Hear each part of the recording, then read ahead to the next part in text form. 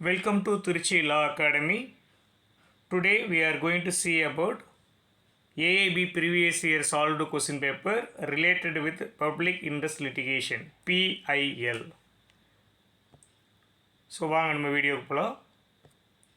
The first question AIB examinationல கேட்ட question இந்த 2013ல கேட்டது. If a quasi-judicial authority violates the principles of natural justice, the appropriate writ would be certiorari. So certiorari means what? இப்போ ஒரு superior court வந்து lower courtக்கு வந்து ஒரு correction கொடுக்கறது. ஏதாவது இப்போ லோயர் கோர்ட்டோட ஆர்டர்ஸ் வந்து ஒரு ஜூரிஸ்டிக்ஷனை எக்ஸீட் ஆகிருந்தாலோ இல்லை எரர்னஸாக இருந்ததோ இல்லை இல்லீகலாக இருந்ததுனோ ஹையர் கோர்ட் வந்து டைரக்ஷன் கொடுக்கறது certiorari. Second question. Writ of certiorari is issued. So previous paper பார்த்தோம் லோயர் கோர்ட்டுக்கு வந்து லோயர் கோர்ட் ரிலேட்டடு இல்லை quasi judicial bodies. So answer option A is right answer.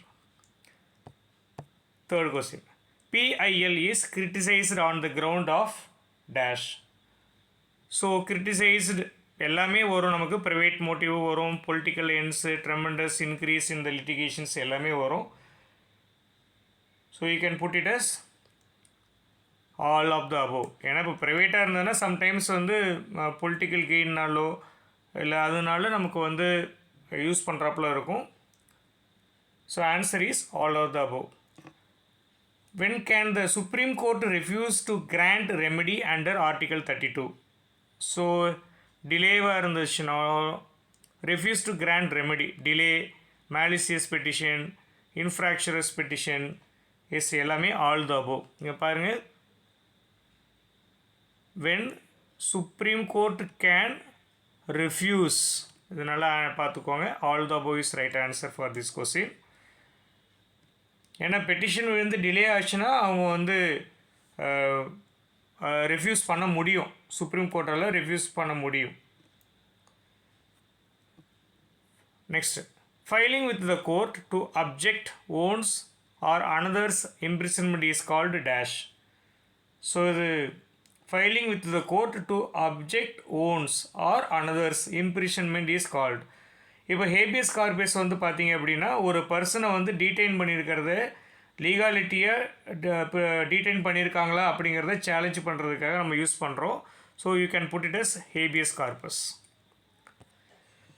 Which writ is issued by the court to quash the wrongful order of the lower court? wrongful order of the lower court, certiorari. இந்த lower கோர்ட்டுங்கிறத கொஞ்சம் நல்லா பார்த்துக்கோங்க. certiorari அது நமக்கு வந்துக்கிட்டே இருக்குது, அடிக்கடி questions வந்துக்கிட்டே இருக்குது.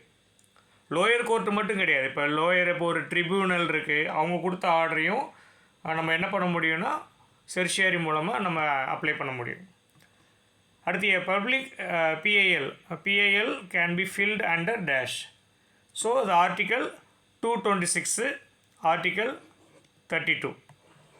ஓகே, சுப்ரீம் கோர்ட் ஒன்று, ஹை கோர்ட் ஒன்று. 226 வந்து High Court, 32 is Supreme Court. Next question. Supreme Court in a PIL known as Kamalnath case evolved. So அது இப்போ ஒரு டாக்ட்ரின் புதுசாக நம்ம சொல்கிறோம். கமல்நாத் கேஸில் 1997 கேஸ். ஓகே, ஸோ அந்த doctrine public trust doctrine. Answer B is right answer.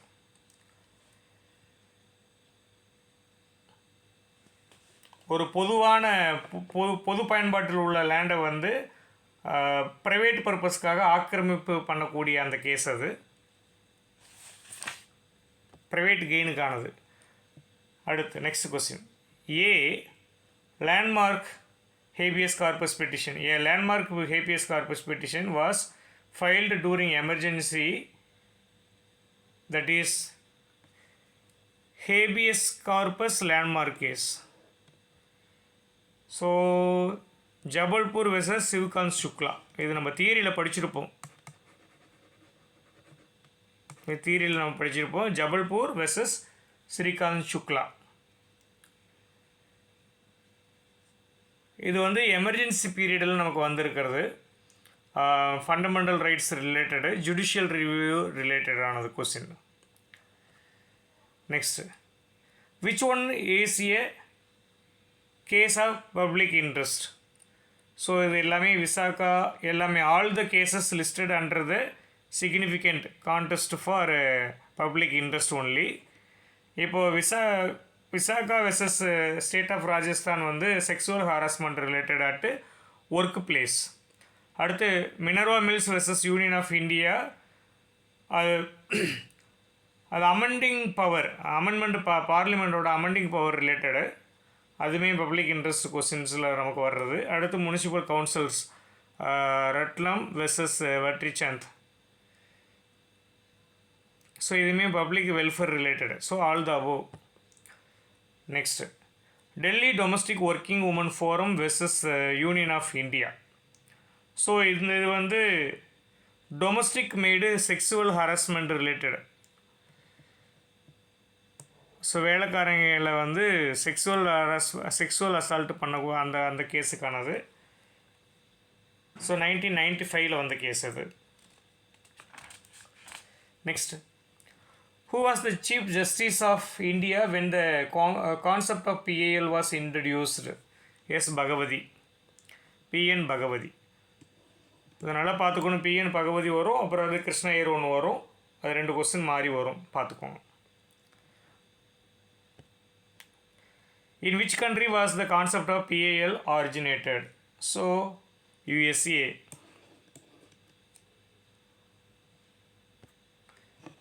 Mandamus may be issued by dash.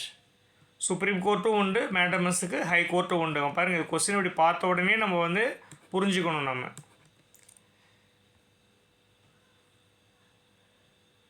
Next, which of the following writs means to produce the body of a person. Body of a person habeas corpus, ஆளை நேராக கொண்டுட்டு வர்றது.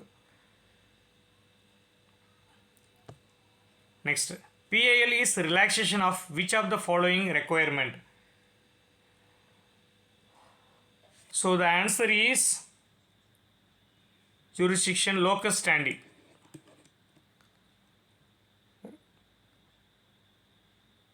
So locus standi வந்து பார்த்திங்கன்னா ஒரு இண்டிவிஜுவலோ இல்லை குரூப்போ நேரடியாக இல்லாமல் அஃபெக்ட் பண்ணக்கூடிய அந்த ரிலேட்டடான கொஸ்டின்ஸு. ஸோ ரிட்ரஸல் மேட்டர்ஸ் இது எல்லாமே. Which are the following is not a case of public interest litigation? So public interest litigation Kesavananda Bharati versus state of Kerala.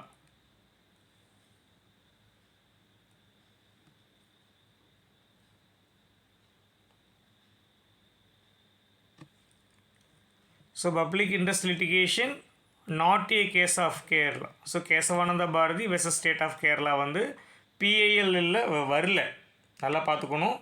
Is not a case. Okay, so மீதி எல்லாமே இது வந்து அப்போ இது எதுக்கானது கேசவானந்த பாரதி அப்படின்னு பார்த்தீங்கன்னா டாக்ட்ரின் கான்ஸ்டிடியூஷனில் இருக்கக்கூடியது, doctrine of the Constitution. So மீதி 3 எல்லாமே Vincent Narayan Union of India versus Association of Democratic Reform. So Vincent Panikurlangara versus union of India, இது எல்லாமே PIL case. The purpose of writ of quo warranto. So quo வாரண்டோட பர்பஸ்ஸு என்ன அப்படின்னா இந்த ousted illegal occupant of public post.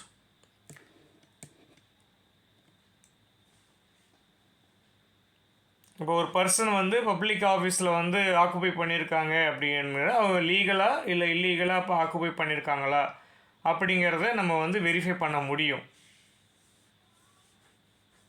So இது வந்து நமக்கு legal right இருக்குது அப்படிங்கிறதுக்கானது கியூ வாரண்டோ. அடுத்தது utility of PIL. Utility of PIL வந்து எதுக்கு லிபரலைசேஷன் லோக்கஸ் ஸ்டாண்டி, எஸ் அது உண்டு.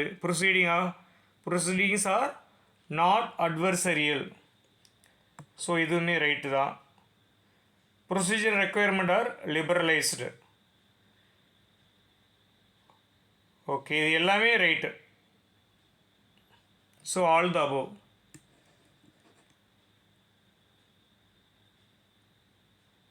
So procedural requirement are liberalised அப்படின்னா, இப்போ சப்போஸ் இப்போ நம்ம ஒரு பப்ளிக் இஷ்யூஸை வந்து அதை எப்படி நம்ம ஈஸியாக வந்து அந்த பப்ளிக் கிரீவன்ஸை வந்து எப்படி வந்து கரெக்டாக அப்ரோச் பண்ணுறது அப்படிங்கிறது ரிலேட்டடானது. ஸோ இங்கே ஒரு பெரிய தியரி கொடுத்துருக்குறாங்க, பெரிய information is given. So this is the ஒரு ஜஸ்டிஸ் பகவதியோட இன்ஃபர்மேஷன் இது எல்லாமே. அதாவது ஒரு பாதிக்கப்பட்டவங்க, ஒரு ரொம்ப கீழ்நிலையில் இருக்கிறவங்க, உதவி யாராலையும் பண்ண முடியாதவங்க, பாவர்ட்டியில் இருக்கிறவங்க, disability, socially economically disadvantage group, யாரெல்லாம் கோர்ட்டை வந்து எளிதில் வந்து அப்ரோச் பண்ண முடியலையோ அவங்களுக்காக தான் இந்த பிஐஎல்லுங்கிற ஒரு இன்ஃபர்மேஷனு ஒரு ஹைகோர்ட்டில் வந்து ஆர்டிகல் 226 மூலமாக அந்த ஃபண்டமெண்டல் ரைட்ஸை வந்து கொண்டுட்டு வர்றதுக்காக கன்ஃபார்ம் பண்ணுறதுக்காக கொண்டுட்டு வந்த ஒரு லீகல் ப்ரொசீடிங்ஸ் அப்படிங்கிறது தான் இது. ஸோ இது முதல் முறையாக எந்த கேஸில் வந்து ஆரிஜினேட் ஆச்சு அப்படின்னு பார்த்தீங்க அப்படின்னா, SP Gupta versus union of India. So இந்த கேஸில் மேலே வந்து ஜஸ்டிஸ் பகவதி வந்து கான்செப்டை இன்ட்ரடியூஸ் பண்ணுறாரு. என்ன கான்செப்டை? பிஐஎல்லுங்கிற ஒரு கான்செப்டை இன்ட்ரடியூஸ் பண்ணுறாரு. ஓகே, அது மூலமாக என்ன சொல்கிறாரு அப்படின்னா, எந்த மெம்பருமே ஒரு பப்ளிக்கில் வந்து யார் வேணுமாலுமே பெட்டிஷனை வந்து ஆன் பிகாஃப் ஆஃப் டிஸ்அட்வான்டேஜ்டு ஆர் வீக்கர் சொசைட்டிக்கு மூலமாக அவங்களா வர முடியலன்னா கூட இன்னொருத்தவங்க பண்ண முடியும். அதுக்கு முன்னாடி எப்படி இருந்ததுன்னா, யார் பாதிக்கப்பட்டாங்களோ அவங்களே நேரடியாக கோர்ட்டுக்கு வரணும்னு இருந்தது. ஆனால் அதை வந்து மாற்றக்கூடிய அந்த சூழல் வந்து ஜஸ்டிஸ் பகவதி அவரோட ஸ்டேட்மெண்ட் மூலமாக நமக்கு வந்திருக்கு. SP Gupta versus union of India. அடுத்து Anuradha Bhasin versus union of India. So இது வந்து எந்த ரிலேட்டட்னு கேட்டிருக்காங்க, என்ன அப்ரோப்ரியேட் ரிட்டுன்னு கேட்டிருக்காங்க. ஸோ இந்த ஜட்ஜ்மெண்ட்டில் வந்து பார்த்திங்க அப்படின்னா, அந்த ட்ரேட் அண்டு காமர்ஸில் யூஸ் பண்ணக்கூடிய மீடியம், சப்போஸ் இப்போ இன்டர்நெட்டையும் ஒரு மீடியமாக நம்ம யூஸ் பண்ணிக்கலாம் அப்படிங்கிற ஒரு ப்ரொடக்ஷன்ஸை நமக்கு கொடுத்துருந்தது அது. அப்போ அது எந்த அப்ரோப்ரியேட் ரிட்டுன்னு பார்த்தோம்னா, கொஸ்டின் பார்த்திங்கன்னா, for setting aside order of the government by which all mode of communication including internet. Okay, including internet. So Anuradha Basin versus Union of India na internet ஞாபகம் வச்சுக்கோங்க. ஸோ அடுத்தும் ஒரு ஸ்மால் ஸ்டோரி இஸ் கிவன். இந்த பெட்டிஷனரை பற்றி ஏதோ கொடுத்துருக்குறாங்க. So நல்லா பார்த்துக்கோங்க.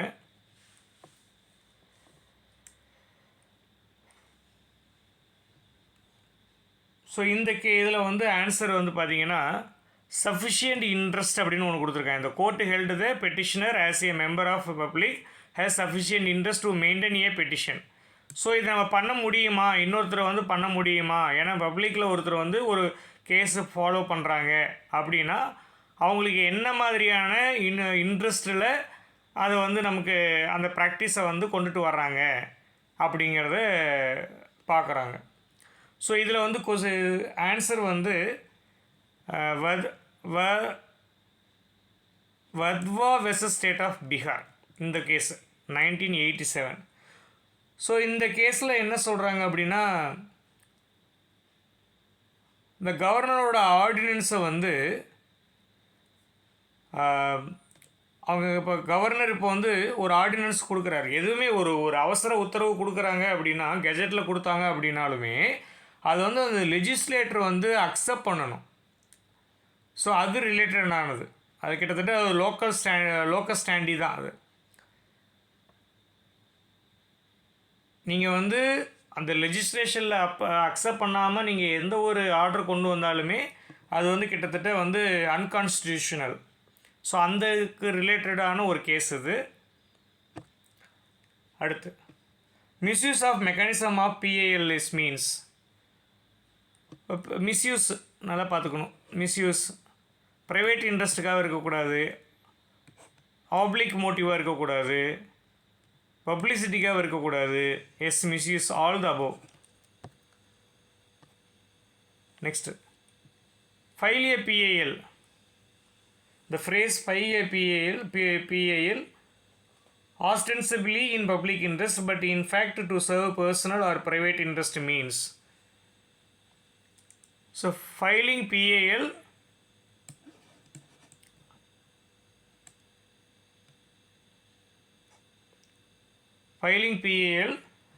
alleging it to be in public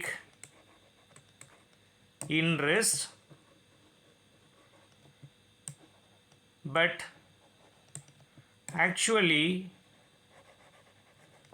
seeking protection of private interest.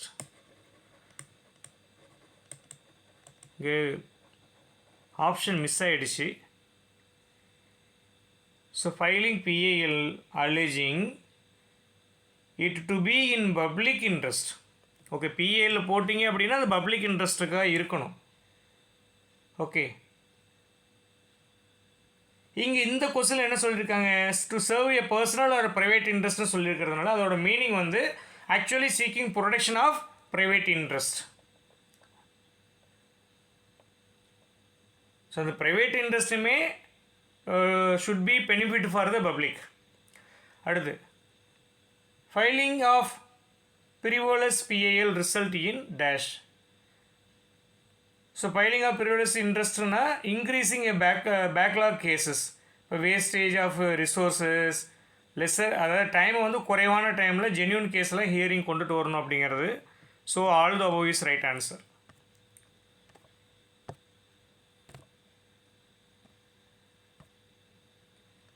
Next, the ground of error of law apparent on the face of a record is connected with certiorari. So இது எல்லாமே judicial order. Okay, lower கோர்ட்டுக்கோ ட்ரைபியூனலுக்கோ ஒரு அதுக்கு direction கொடுக்கக்கூடியது.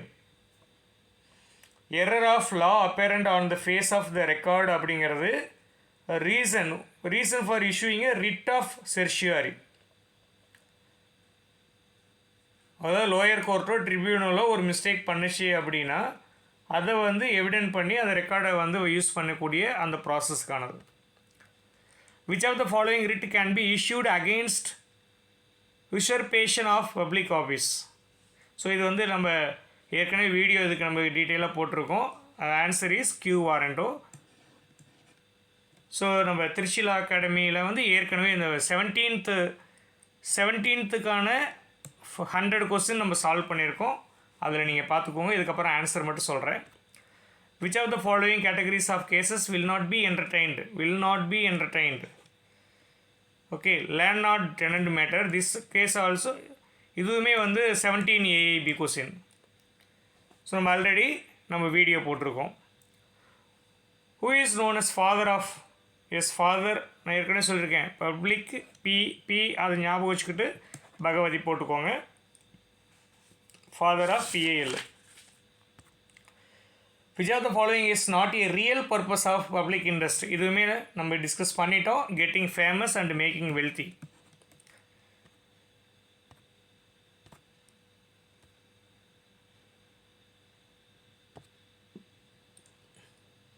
S, in Hussainara cartoon versus state of Bihar dash emerged as a basic fundamental right. So the answer is speedy justice. நம்ம ஏற்கனவே last வீடியோலேயும் நம்ம டிஸ்கஸ் பண்ணியிருக்கோம். கிட்டத்தட்ட 40,000 பேருக்கு மேலே தேவையே இல்லாமல் பிரிசனில் இருக்கக்கூடியதுக்கு ஒரு அட்வொகேட்டு தான் கேஸ் போட்டிருந்தார்.